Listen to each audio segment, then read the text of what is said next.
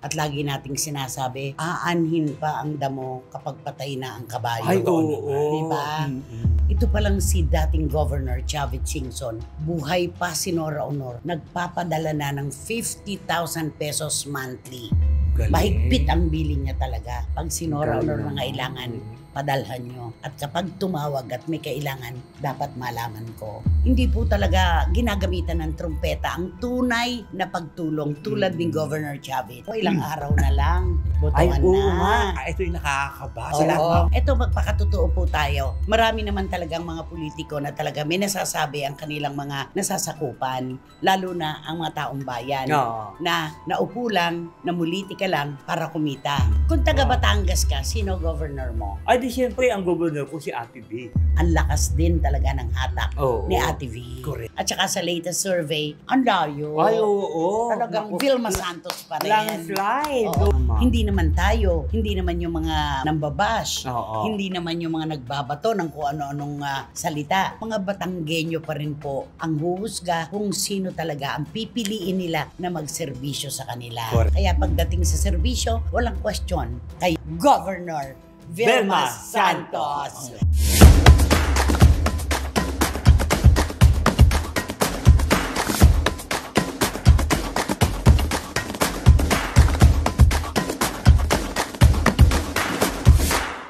Nako, heto na naman po kami mga minamahal naming kachika. Kumusta na po kayo? Siyempre, eto na po yung pang-detox ninyo sa problema, kalungkutan, at kung ano-ano pa. Tama, Romel Chika? Tama, sa aming tatlo bawal malungkot, kaya sama-sama tayong maging masaya. At siyempre, mag-i-scuba diving ka?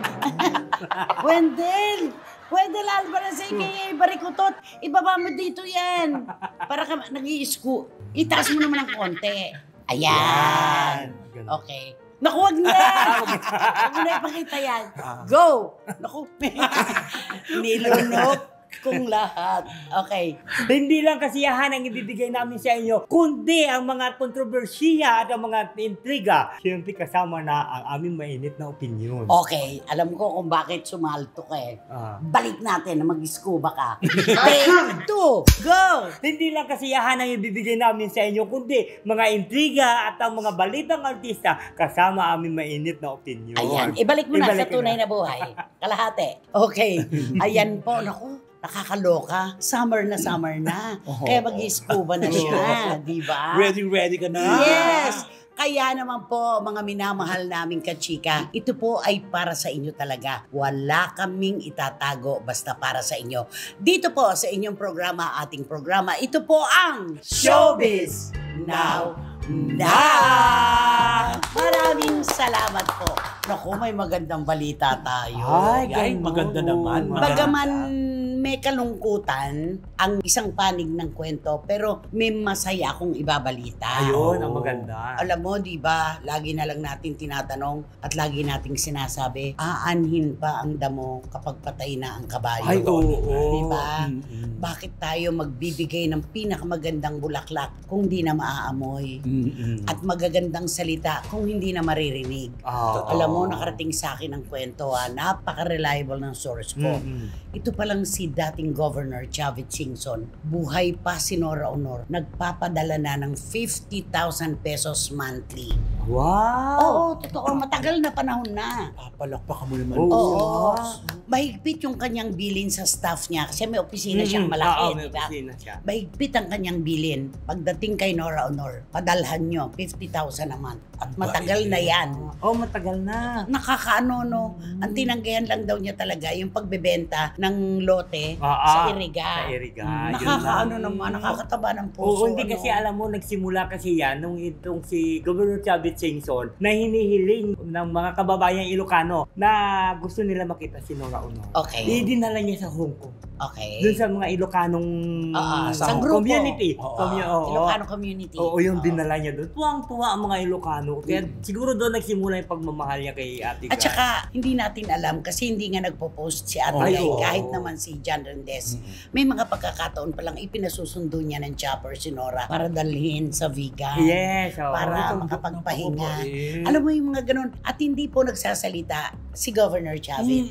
Walang lumalabas yung ginagawa ng kanang kamay niya, hindi na pinapaalam sa kaliwa. At si Guy naman, nakakatawa yon. Yung ang sarap-sarap isipin na may mga tao palang katulad ni Governor Chavit na habang nangangailangan pa si Guy dahil may sakit, hindi nakakapagtrabaho, eto pala siya, nagpapadala pala. At saka ito yung magandang pagtulong din talaga. Kasi buhay ka pa, tinutulungan ka na. Bukal sa kalooban. Bukal sa kalooban. At wala tayong nababalita na may ganito, may ganyan. Ngayon na lang naglabasan talaga. Kailangan lang sabihin sa akin ito ng isang taong malapit na malapit kay Governor Chavit para hindi lang yung tungkol sa pagpapa-ospital ang mapag-usapan. Matagal na panahon na niyang pinadadalhan ng 50K a month si Ate Guy.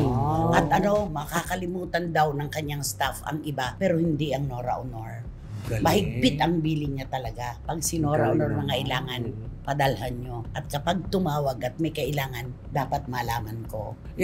Ito talaga yung wagas sa pagtulong. Hindi yung darating lang pag andyan na lahat-lahat. Alam mo yun, dyan ka-i-eksena kung ano. Ito yung maganda. Alam mo, ako na-experience ko dyan kay Governor Chavit. Kasi di ba, baha, Undoy. Tumawag sa akin si Mama Daisy Romualdez. Kamusta ka na dyan? Ano ba nangyari sa'yo? Sabi ko, ito, baha sa loob ng bahay hanggang liig. Sa loob ng bahay yan, Marikina kasi. Oo, Marikina. Sa labas, lagpas tao. Sabi niya, saan ka natutulog? Ay sabi ko, sa kapitbahay. Ito na. Sabi niya, halika, punta tayo kay Governor. Sabi. Sinamahan kan Tita Daisy. Oo, pumunta kami kay Governor. Sabi ni Gob, si Wendell, binahayan. Binigyan ako ng tumataginting. Na? 20K. Di ba? Panahon ng Undoy yun. Undoy yun, Ang hirap-hirap ng komunikasyon, ang hirap ng pagkain, ang hirap ng lahat, kailangan ng tulong. Di ba? Kaya nga, politiko man o hindi, di ba may kasabihan, kapag tutulong ka, kailangan walang trumpeta. Yun ang pinakamagandang paraan ng pagtulong. Hindi yung tumulong tapos sasabihin sa mikropono, nagpunta ako sa ganito, nagpunta ako sa ganyan, nagbigay ako ng 1 milyon sa bawat kapitan. Di ba? Hindi mo sinasabi yun. Nagbigay ako na 5 milyon sa mayor. Ganun siya, di ba? At ba? bahala na siyang maghati-hati doon sa mga kapitan. Ganon. Hindi po talaga ginagamitan ng trumpeta ang tunay na pagtulong tulad ni Governor Chavit. At ng iba pang mga personalidad, Coco Martin.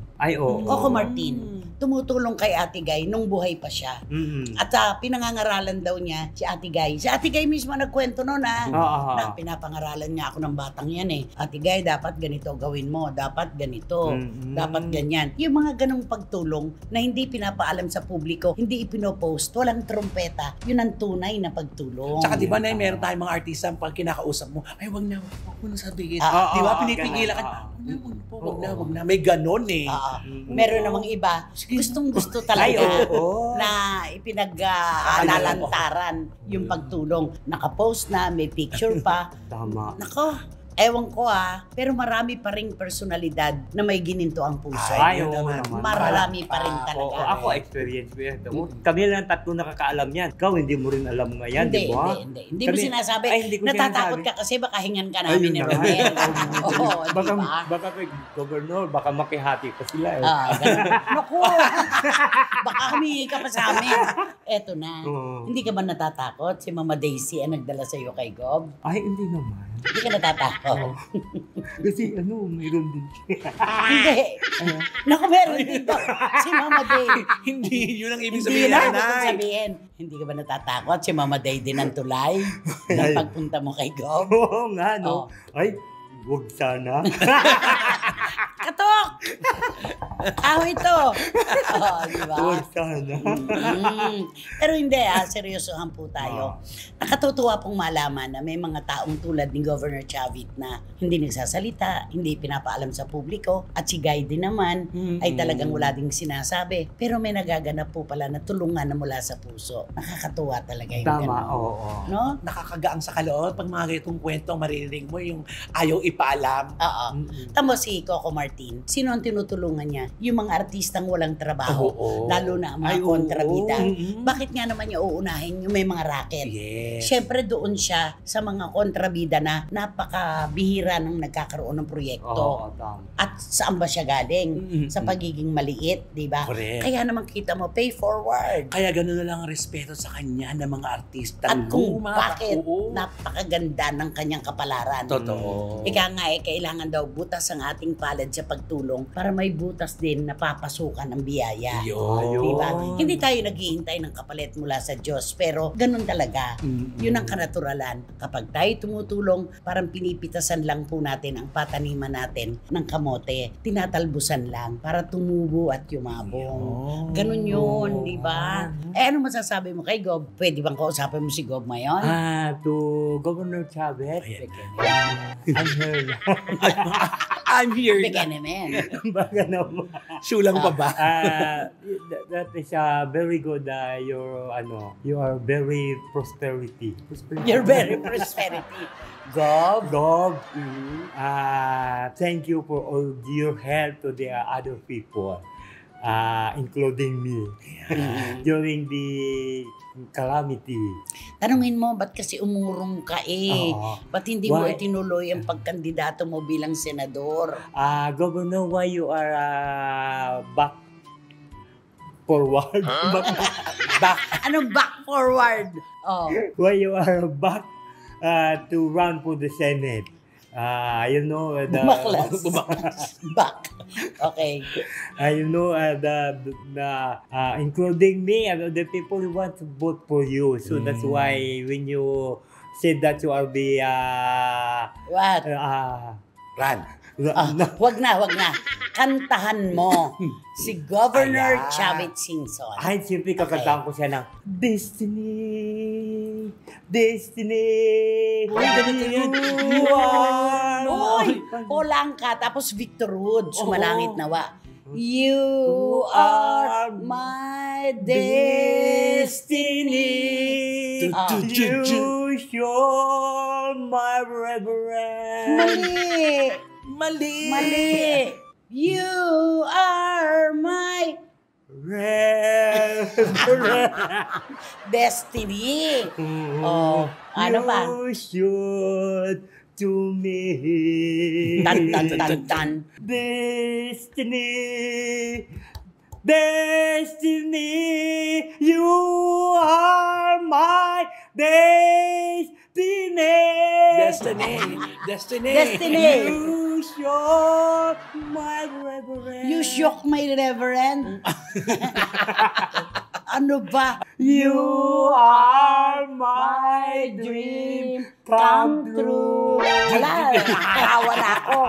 That's what you are. Ay, grabe ka talaga. Okay, dito na po tayo. Naku, ilang araw na lang. Botohan na. Ito yung nakakaba sa lahat ng mga kumakandidato. Alam mo, sa buhay ng mga politiko, ito yung tinatawag na parang pusang hindi maihi.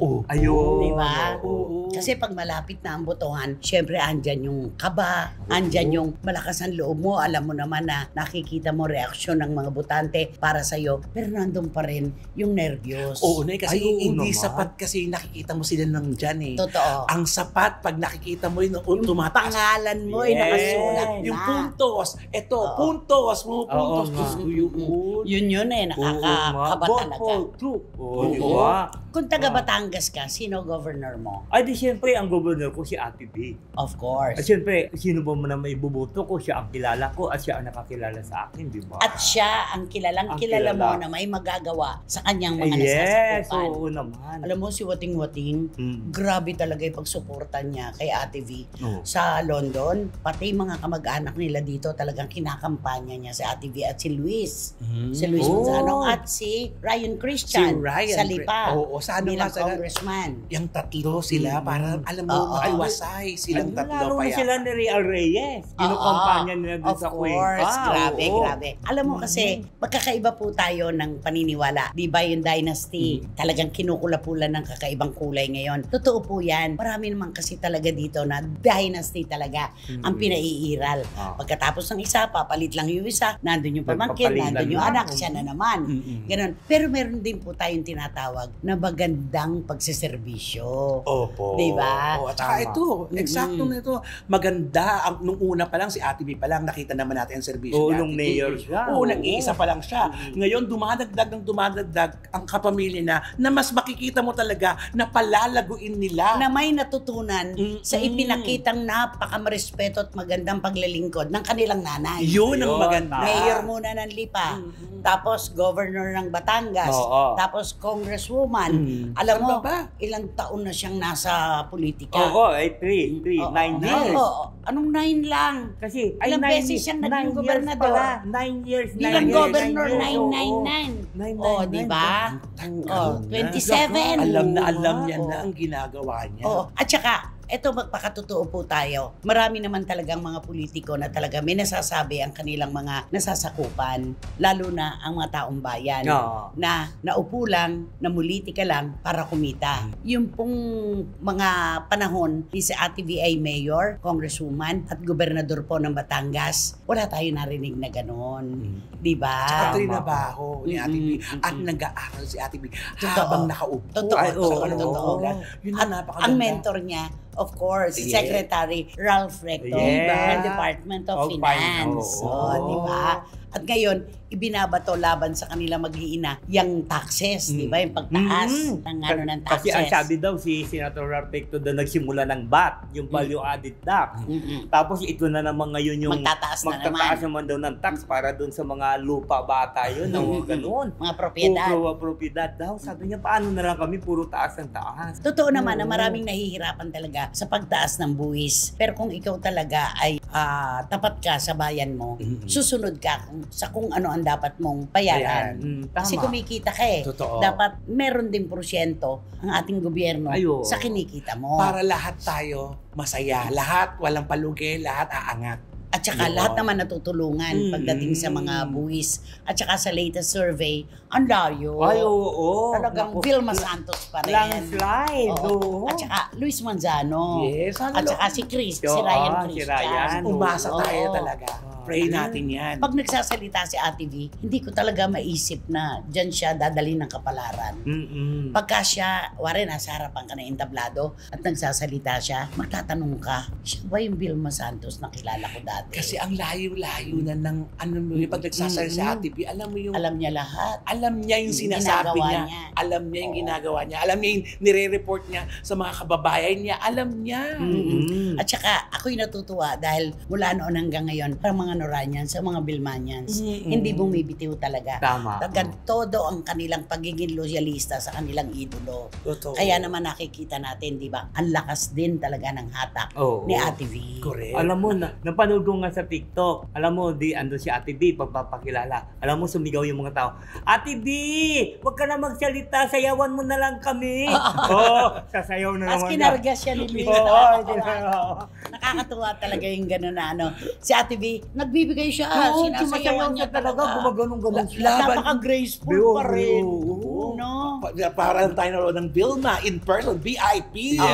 Alam niyo po, yung tinig po ng mga Batanggenyo, sila naman po ang taga roon. Sila po ang pipili ng kung sino ang gusto nilang iupo sa 3 posisyon na pinag-uusapan natin ng mag-iina. Di ba?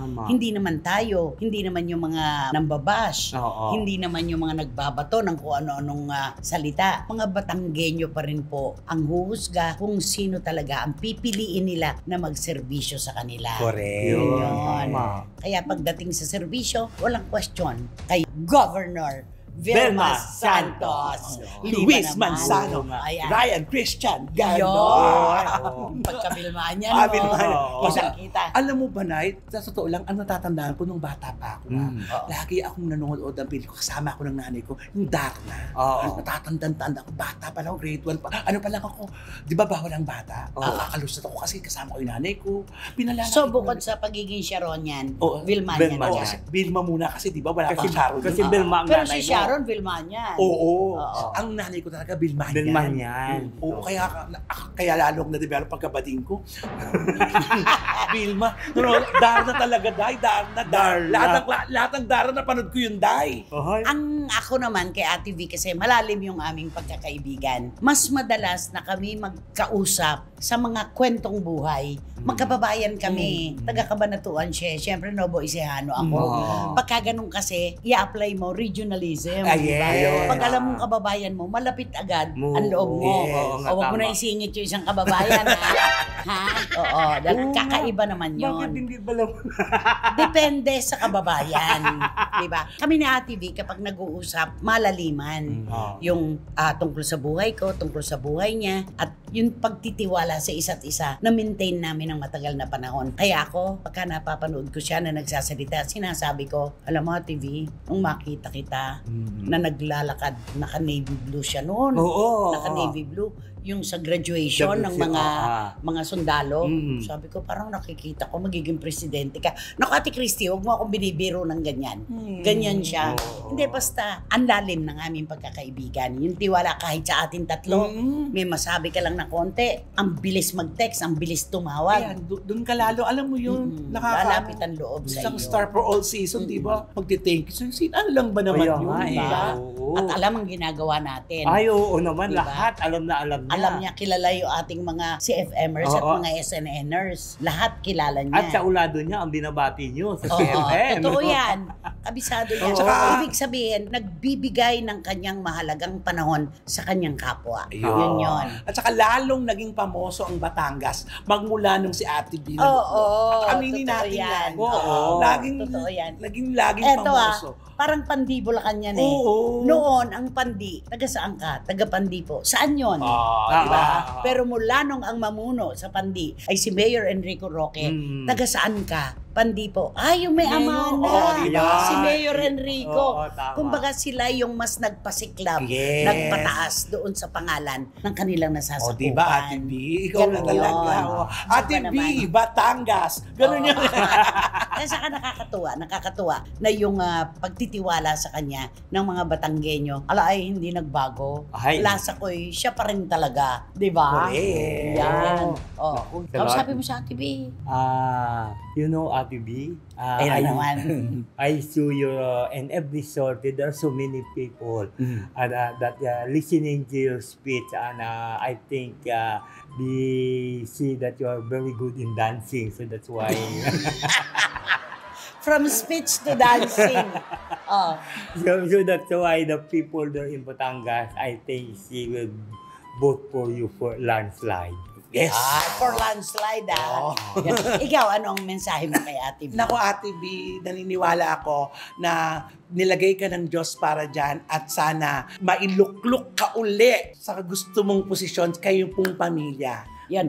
Kokopyahin ko yung sinabi mo dahil yan din ang madalas niyang sabihin sa akin. Kung saan ako ilalagay, kung saan ako ipoposisyon, tatanggapin ko ng bukal sa puso. At kung si Ate V talaga ay para dito sa serbisyo publiko, walang makakokontra. Yan ang dapat mo kinantahan ng destiny. You are my destiny.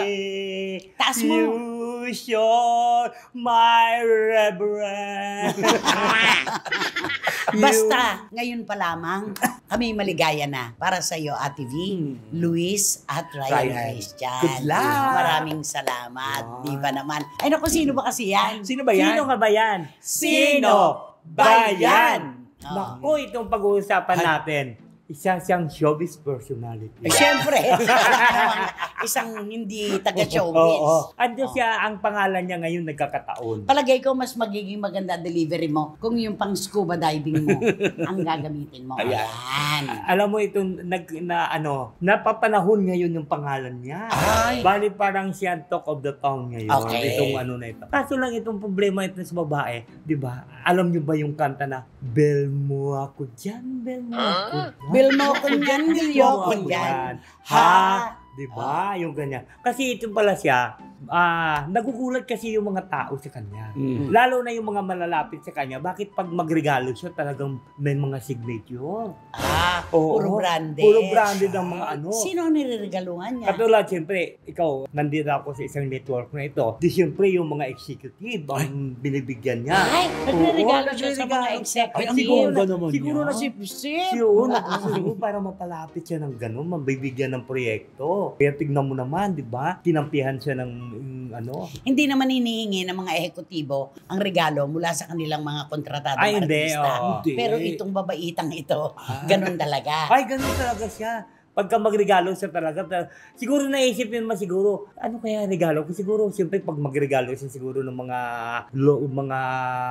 low, siyempre yung mga high-end na lang ang dapat ang regalo niya, di ba? Pero ang problema lang kasi, kung saan niya nakukuha, ay yung pinagre-regalo niya. Ay bakit? Hindi niya sarili? Hindi niya sariling pera yung panregalo niya? Saan gagaling yun? Paano naman kasi, siya naman siya kukuha? Ay, wala naman Bakit kumikita siya? Kumikita siya, pero siyempre siguro baka kasi... Marami nga siyang proyektong kontrabida siya. Oo, pero hindi ba sapat? Hindi pa ba sapat yun? Siyempre hindi naman sapat. Alam mo naman kasi pag may television ka, parang ano lang yan eh. Pag may teleserye ka. Pag may teleserye, parang outlet. Television talaga. Ang luma ng television. Ano to? Hindi ganon? May sara. May susara. Tapos may susian. Oo, di ba parang outlet mo lang yan eh, di ba? Yung premium mo. O, di ba, siyempre, hindi man ibig sabihin na yung ibabayad sa'yo dyan, million din, di ba? Hindi naman siguro. Depende. Oo. Sa laki ng pangalan. Yes. Baka namumuhunan siya kamo. Yun, namumuhunan siya. Oo, kaya nga nagbibigay si doon sa mga bossing ng mga signature. Po, siyempre. Pero saan galing? Nagtataka naman yung mga tao kung saan ang galing. Saan ba? Oo. Saan nga ba? Nako, di siyempre sa mga nakakilala niya rin, di ba? Ano yun? Oo, kasi mahilig siya magpabili. Ay, Bill mo ko yan, bill mo mo ko ako. dyan. Ha? Yun, pagka kung sino yung mga ano niya. Pati sa karelasyon? Pati sa mga, siyempre naman. Siguro, ang style niya siguro nito, alam mo naman, siyempre siya, di ba, bigay na bigay siya doon sa karelasyon niya, di ba? Parang generous. Oo, parang halos lahat ibibigay niya na yung, kasi kaluluwa niya, di ba? Yung pala, mayroon siyang gustong ipapabili doon sa karelasyon niya. Ay, may ano din. Oo, mayroon siyang May hatak din. Oo, di ba? Ganon? Oo. Sige nga, bigyan mo nga kami ng clue kung sino itong Bill Moco girl na ito. Sino ba yan? Napapanahon, sabi mo. Oo, napapanahon yung pangalan niya ngayon. Very controversial siya. Ay, O, tinalakan niya siya. ay. Nino? Sino tumalak sa kanya, Day? Sabay pa tayo. Sino Sino? tumalak sa kanya? Dinasahan siya ng Miranda Law. May karapatan kang huwag magsalita ng anuman dahil baka gamitin laban sa'yo. May ganon. Oo. Grabe, Miranda. Ang kapal ng Miranda Ang kapal, Law. Tapos pag pinalilipat yung page, kang Oo, naririnig pa. Yung binasahan talaga siya. talaga. Oo. Kaya ayun, nakatikim siya. Iwan ko, siguro. Ano kaya hiningi niya doon sa tao na yung para mapabili doon, no? Saan? Doon sa karelasyon niya. Dami naman niyang nakarelasyon. Pero siguro, di ba? Panay ang alis nila noon. Baka binili siya ng sapatos na pink. Para terno sila. Pwede. Kasi di ba yung guy, Oo. talaga makikilala mo kahit na tatlong Nag-iisa. pa. Nag-iisa Oo. siya, pink ang shoes niya. Oo. Ang shoes niya talaga pink. Naman. Siyempre, siguro sabi niya, bakit ikaw lang may ganyan? Bilhan mo rin ako ng gano'n. Type na type mo yung guy, ano? Ay, oo naman. Ako noon pa. Type ka ba naman? Ayun na hindi Ay, akala. type mo noon ba? Paano Sabi pag... Yun ang di natin alam. Sure kami. Paano pag sinulakan ka ng madear? Sulak. Oh, Pag yun. sinulakan ka, Oo nga, ano naku. sasabihin ng madear? Oo nga. Hindi ba pwede nangyari sa'yo dati, hindi pwede maulit na Ay, yun. hindi na. Oo. Naku. Sabi niya, yun ang hindi ko lang alam. Totoo. Kami sure. Sure na sure. Sure na. Oo. Sure na. Kaya, yan, siguro alam niya siguro ni Tita siguro yun, di ba? Ay, Tita Ace, ang Oo. reyna ng pet market. Quality control. Oo. Siguro kilala yan na yan kung sinong binasahan ng Miranda Lou. Yung lalaki, katunog na pangalan? Parang Japanese eh. Oo. Ay, oo. Sikat na Oo sikat ang nga. pangalan na ito. Kasi galing ka ng Japan. Totoo. Oo. Ay, mayroon yun. Paborito mo yon. Oo. Ay, oo. Ako din, gwapo talaga to eh. Wala ka So, itatapon. Wala. Oo. Pwede ka Oo lang, nga. pwede maging modelo pang international Oo kasi ang aura. Higante ang kanyang, So, ang kanyang height.